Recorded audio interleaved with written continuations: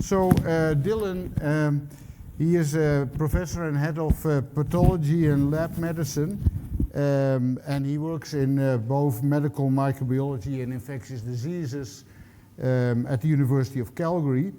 His research interests are in translational studies, evaluating cost effectiveness and outcomes of new diagnostic tests, developing point-of-care and near-patient diagnostic technology for application in resource-limited settings internationally, and he works quite a bit internationally actually, and understanding the pathogenesis of infectious diseases using the omics approach. So he's very well published, gets a lot of money for his research. So yeah, so yeah. Pressure is on. Yeah, Hear me, exactly. Though. So Dylan, Okay. the floor is yours. Thank you so much. Can you hear me? Yeah, great. So lots of different hats, and sometimes you have to be careful which hat you're wearing when you're speaking. And I think bioMérieux has done a great job putting this venue together. The posters were excellent, and the content is really really amazing. I didn't have to evade the cyclone bomb, but there was a snow bomb when we left Calgary a couple of days ago, or yesterday morning, and it was just warning you, Herman, when you go back, it's already coming down. And oh yeah, I've been away for 5 weeks in the tropics. So, okay, so first I'd like to acknowledge that I work in the heart of southern Alberta, which is a traditional territory of the people of Treaty 7, including the Blackfoot Confederacy, Siksika, Piikani, Kanani First Nations, the Tsuut'ina, Stoney Nakoda, Bearspaw, Goodstoney First Nations, and the City of Calgary is also home to the Métis Nation of Alberta, District 5 and 6. And I do have a conflict of interest that I am a founder of Elucidex Inc.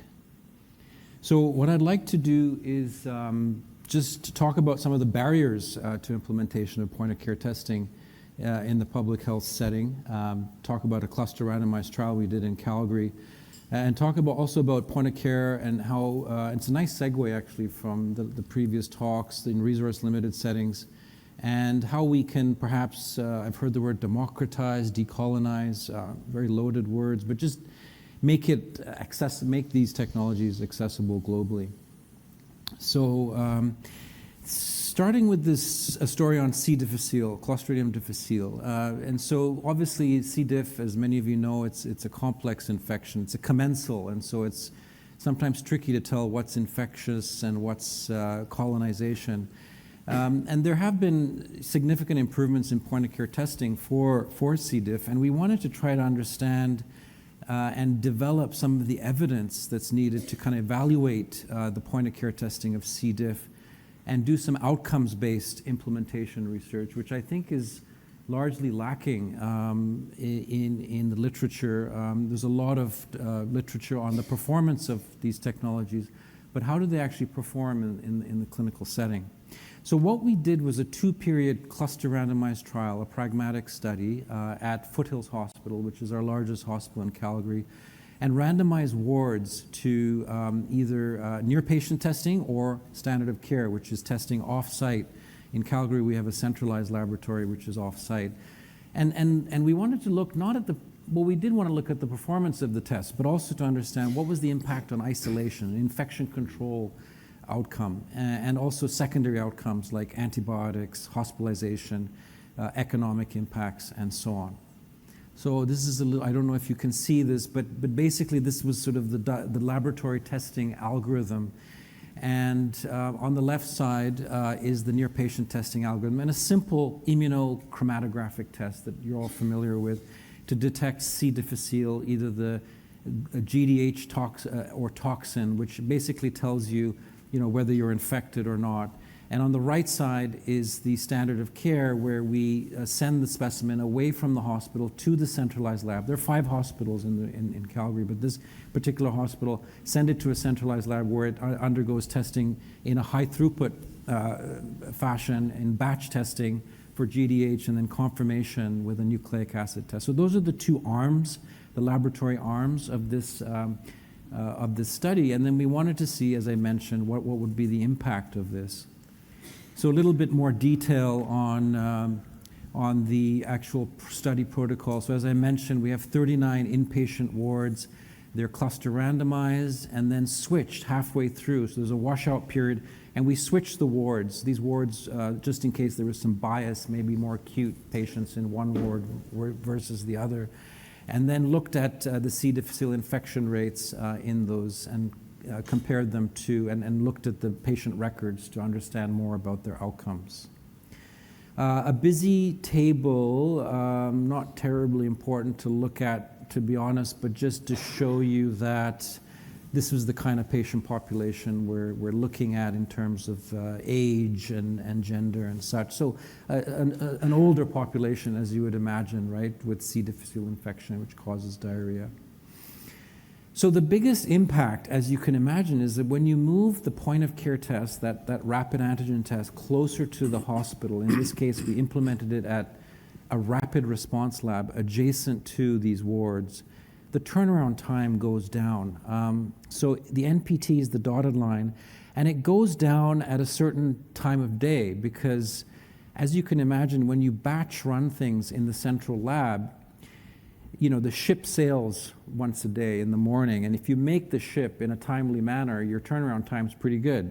But if you collected the sample in the middle of the night, you're probably waiting a while to get on that ship for testing. So what we found is in certain parts of the day, having a technologist, in this case we did need a technologist there to do the test, did reduce the turnaround times there, as you can see at certain points of the day. Specifically when you missed the ship, when the boat had already sailed, the ship had already sailed in the central lab, that's when you really benefited from point of care or near patient testing. Now, what was the impact on isolation? Well, it also had an impact on patient isolation, and the reason is the negative test was particularly useful for infection control practitioners and physicians to say, okay, you don't have C. diff, so I can take you off patient isolation. Now, there's some variability in practice in terms of the wards and how they adhere to this, but generally the result was reported out in a timely fashion, and so that enabled, as you can see, a reduction overall in isolation time. Another impact we found was on the use of antibiotics, and this is shown in these defined daily doses for some of the drugs used for C. difficile infection, specifically a reduction in the use of metronidazole. This is a little bit tricky to interpret this table, but basically if the negative test was resulted an hour faster, you reduce the amount of metronidazole that was used, and you also increase the number of non-C. difficile antibiotics used. So presumably there is some attendant effects on also treating other causes of the C. diff, such as antibiotics that they may be on. And so this is probably the clincher in terms of the economic aspect. So when we looked at the cost of this test, on the left-hand side is the near patient test. It actually increases for the positive and negative test costs. And most of that is due to the technologist's time, which is included. The labor is also included in this analysis. As compared to the standard of care. But if you take a more holistic look at the cost in terms of, we looked at, doffing and donning, infection control measures and the cost of a single room versus multiple rooms, there is actually a net benefit cost of the near patient testing approach to the patient. However, as you know, in our public healthcare system, budgets are typically siloed, so the laboratory budget is not the same in the same budget as the hospital budget, and so there lies the rub with a lot of point of care and near patient testing, is the benefit may not be accrued to the laboratory, but may be accrued to the healthcare system. And I think that is one of the major take-home messages from this. And there's more details in the CID article that we published I can share with you. So basically, reduced turnaround times. There are downstream benefits in terms of infection control, and relevant to the topic today, antibiotic use. It costs more to implement, but as I said, budgets are siloed, and so the reduction really was seen more to the healthcare system. And this begs the question if our reimbursement model here in Canada really is not well geared to the implementation and adoption of point-of-care near-patient testing, certainly in this hospital setting. So I'm going to change gears a little bit and move away a little bit from the sort of the socioeconomic barriers perhaps to adoption here to, can point-of-care testing make a difference in resource-limited settings? So not a quaternary care hospital in a major center, but what about resource-limited settings? And I'm going to completely flip the narrative and start talking about malaria and pregnancy. So forgive me, I'm a little bit sort of all over the place sometimes with the things I talk about. But I think there's a theme here, which is point-of-care testing. And so malaria and pregnancy is a big deal, and it causes a lot of morbidity and mortality, especially in sub-Saharan Africa. Malaria and pregnancy causes anemia, fetal loss, and preterm delivery to the women. And for the newborn, low birth weight, small for gestational age, and susceptibility to severe malaria are some of the sequelae of malaria and pregnancy. And particularly low birth weight is a predictor of a lot of bad things in the future of that child.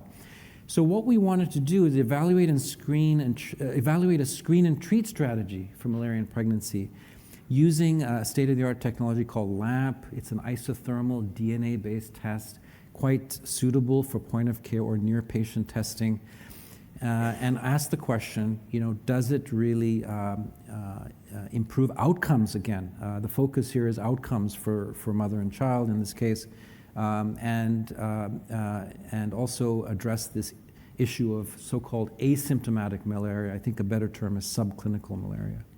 So what we did is we implemented this LAMP technology. You can see a picture here of one of the co-investigators, Banchamlak in Ethiopia, where we conducted this pragmatic randomized controlled trial. And here's the technology. It's out of Germany, human DE out of Wiesbaden, and the chemistry that encompasses this test was actually developed by Icon Chemical Company in Japan for this LAMP assay. So this is a CE mark product. This is not a research test, and that was a requirement of the Ethiopian FDA for us to do the trial. So why LAMP? Well, it meets WHO's assured criteria. It's affordable, sensitive, specific, user-friendly, rapid, and deliverable to the end user. It's not quite equipment-free, as you just saw, but it's faster than conventional PCR, and it has some of the the benefits of that analytical sensitivity that we all crave, right? We want to find every little piece of DNA, as we saw during COVID, or RNA, before we're happy to move on, which may be overkill. But nevertheless, the question really is whether detecting DNA from malaria in the blood makes a difference. As you know, the conventional testing is still based on peripheral blood smears using microscopy. So we set up these trial sites in Ethiopia, 8 different sites across 3 different transmission settings in rural health centers. And the trial design here is essentially as follows, that we enrolled pregnant women in typically early in the second trimester there, you can see on the left-hand side, and then followed them, a very difficult study to do in resource-limited settings, followed them all the way through to delivery and 28 days after, and assessed them along the way, as well as the infant birth weight after delivery. Now, importantly, there's no intermittent preventive treatment of malaria in Ethiopia. That's an important point. Many countries in Africa use just chemoprophylaxis during pregnancy. That would have confounded our study quite a bit. So this is a good place to really understand the diagnostic value of this technology. So there you go. There's the inclusion criteria and the exclusion criteria for this study. So here's the diagnostic protocol. On the left-hand side is the interventional arm, the so-called LAMP arm, where both symptomatic and asymptomatic women were tested with all 3 technologies, microscopy, RDT, and LAMP. And on the right side is the standard of care that's currently done, which is that only symptomatic, febrile women are tested with RDTs, these rapid tests that are provided by the Global Fund to the tune of 200 million tests per year, and microscopy. So, and all are treated with the standard of care currently, which is artemether-lumefantrine. So the outcomes measured, we focused on birth weight because it's well established that malaria in pregnancy does impact birth weight and weight gain, and then secondary outcomes including preterm delivery, anemia, pregnancy loss, and placental malaria. So this took quite a bit of work to meet certain standards of a clinical trial, including training all staff on good clinical practice, GCP certification, and good laboratory practice. And that's a postdoc in my group, Claire Kamalidin, who did a lot of the field work in relation to the training required to implement this technology and then do the trial to meet certain standards. We also implemented ultrasound dating, which is not available in these field sites. And this is Canadian technology out of Vancouver called Clarius that enabled accurate dating for the purposes of this study. And that was an interesting and important sub-study. Here's what's currently done. This is a typical sink you'll see at the Rural Health Center, where you can see the lovely Giemsa stain in the sink, and that's where you typically dry the slides. And that is really the standard of care still, as well as, of course, I mentioned the rapid diagnostic test, the RDTs, which detect antigen. And here's our LAMP machine, powered with Kodak backup batteries and also through the generator at the health center. So we did use backup batteries because there are brownouts and blackouts during the study period. And so we had to ensure continuous. So there are some, logistical challenges there. So I'll cut to the chase. Did we see a difference in outcomes? And the answer is yes. Especially at day 28 post-delivery, there was an improvement in weight gain in the first 28 days for the women in the LAMP, the interventional arm. However, we didn't see a signal in terms of improvement in anemia, which was a bit surprising, hemoglobin and pregnancy loss or preterm delivery and placental malaria in the primary analysis of the outcomes. In terms of, and so this is what it looks like if you follow percentile weight gain over the first 28 days. The LAMP arm starts to separate itself from the standard of care arm with a significant 200-gram weight gain at the 50th percentile in the LAMP arm. And then when you do multivariable regression, trying to control for other variables, it turns out, again, that the standard of care arm was detrimental in terms of that weight gain effect, but not some of the other factors that we looked at, such as number of clinic visits or age or gravidity, etc. And in a stratified modeling, the benefit was really seen, interestingly, in the low moderate transmission areas, and I'll get into why that is. And here's the diagnostic performance. As you can see in the red, that's the LAMP, and that's the amount of malaria that's being detected in the various health centers and rural hospitals, 8 across the country. LAMP is much more sensitive at detecting infections than the RDTs and microscopy. This is after discrepant resolution. You can see the sensitivity and specificity. So you have this real separation of the sensitivity of the diagnostic methods involved. So LAMP detected more malaria in our study, and it detected it significantly more in these so-called asymptomatic patients. As I mentioned, on the left-hand side of the algorithm, we diagnosed both symptomatic and asymptomatic women, and so it's in this asymptomatic or subclinical, I think is a better term, women where we saw better detection of LAMP better detection of malaria than the RDTs and microscopy. So that's where it really made a difference. And it turns out that those types of infections are predominate in the low moderate transmission areas of Ethiopia rather than the high transmission. So the benefit was greater there. So you're probably wondering, well, what happened to all those women in the in the standard of care arm that you didn't detect malaria in? How did they do? And it's a good question. So we went back post hoc and we collected we have thousands of blood samples, as you can imagine, with the numbers enrolled here. and multiple samples during the course of the gestational period.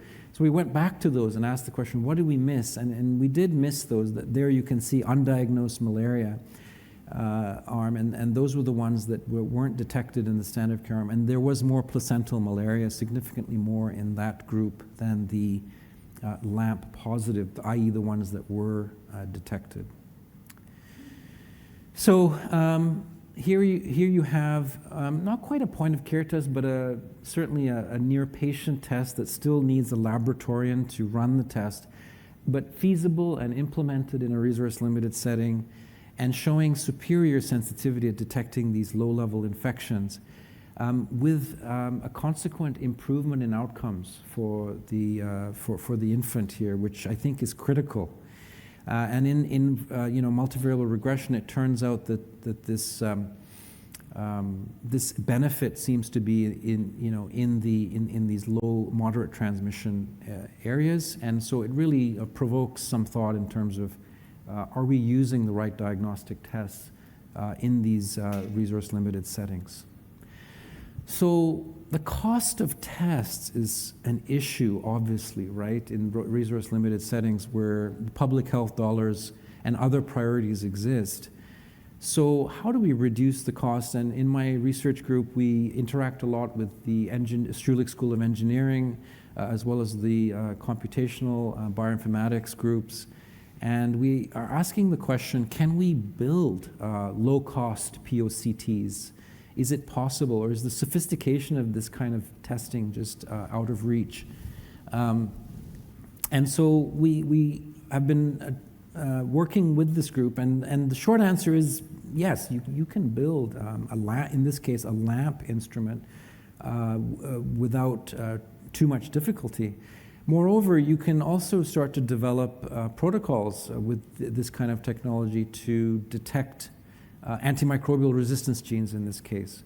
So Ricardo Castellanos, who's in the audience here and who had a poster, one of the Travel Award recipients, and has developed this, what we call Eureka panel, urine respiratory ESBL carbapenemase panel, targeting, I don't know if you can see that in the second step on the right, some genes that are linked to carbapenem and ESBL resistance. And it is possible to develop instrumentation, lyophilize reagents, make them shelf stable, and enable molecular testing for AMR genes. I think in the last talk you saw how important phenotypic testing is, but perhaps also genotypic testing could be a useful approach to screening for some of these highly resistant organisms. And one of the computational biologist postdocs in the lab developed an app using some machine learning protocols to interpret the result, to make it less subjective, and also incorporate antibiotic guidelines into that app. Not so much to say what to prescribe, but to say that these genes are associated with resistance to certain antibiotics, so to be careful in terms of using them. So here's an example of how the app interprets the result and is able to identify positives from negatives. These are fluorescent-based assays, and so you can quickly see there the positives and negatives. This was the panel that Ricardo developed together with Ryan Chafee, one of our master's students, targeting some of the common resistance genes there you can see on the right. And the performance is good with isolates and also with urine samples in terms of correlation with, in this case, whole genome sequencing of these well-established isolates that we tested. So the question is, and this is something probably more relevant to the One Health side of things, is can this kind of technology be implemented in relatively resource-limited settings to some kind of benefit? So this is a project that we lead. It's a 5-country consortium with Ireland, UK, Spain, and Philippines. But this is JPIMR funded to look at can interventions such as point-of-care testing reduce the transmission of these AMR in a One Health manner. And so we are focused here on Laguna Lake in Manila, where we're looking again at the impact on hospitals, in the veterinary sector, and in the environment, to ask the question whether this kind of technology can reduce transmission with pre and post surveillance. So here you see Ryan in the Philippines, in Manila, training some of the staff there on this LAMP technology that we developed, our Eureka panel. And the hope is, and this is just ongoing work, is that we can implement this in a hospital setting. And so we're in the process right now of an interventional study looking at the transmission of these ESBL carbapenemase genes in a hospital setting adjacent to Laguna Lake. And our other members of our consortium are looking at the environment and the veterinary sector. So I would argue again that building highly accurate POCT prototypes at low cost is possible, but manufacturing them to regulatory standards and at scale is out of scope for an academic center like the one we are, and so that's a different question entirely. And machine learning, of course, is becoming more popular, and there are multiple myriad applications of this. As you saw here, we can apply it to really help standardize some of the testing.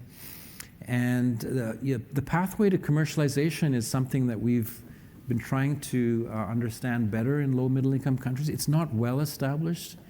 And certainly investment, when you go to investors and say, I've got this technology and I want to implement it in Ethiopia, you get quizzical looks of, well, is this philanthropy? And I said, no, I think we want to make money. I think so, I don't know. But so you get these sort of odd conversations, and it's a tough challenge, but it's something we need to think about. And of course, there are major foundations in this space that work in this space, but again, if we're talking about malaria, and you're talking about RDTs, that's 200 to 300 million RDTs that are, used annually, and so those are big numbers.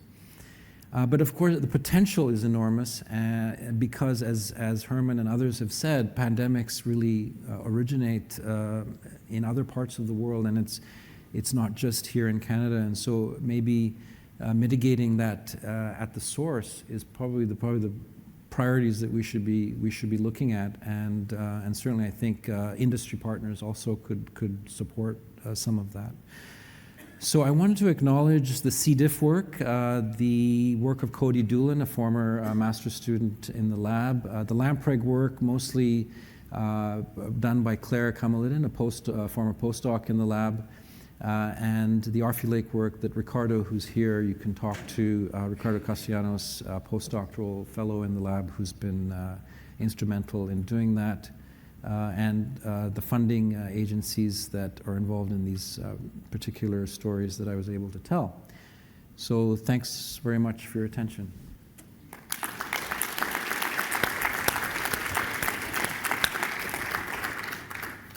Thank you, Dylan. We have time for one question.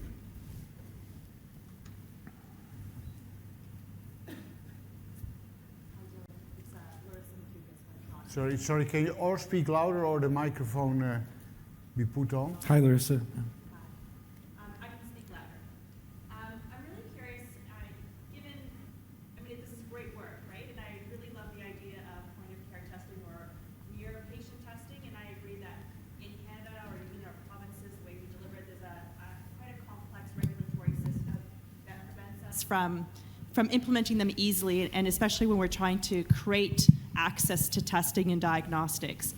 And you kind of alluded to this a little bit around sort of policy then, and the budgetary constraints and the siloed, but I also think policy is probably pretty siloed and doesn't actually exist that is universal across the country either. So what would your proposal be? Like, how should that policy change, and what would you like to see different? Yeah, it's a good question, right? And I think, you look, maybe by contrast, you look at the US, where you have a reimbursement model for point-of-care testing, and if I have a 26-plex panel, I can be reimbursed for every analyte on that panel, and the economics are obvious.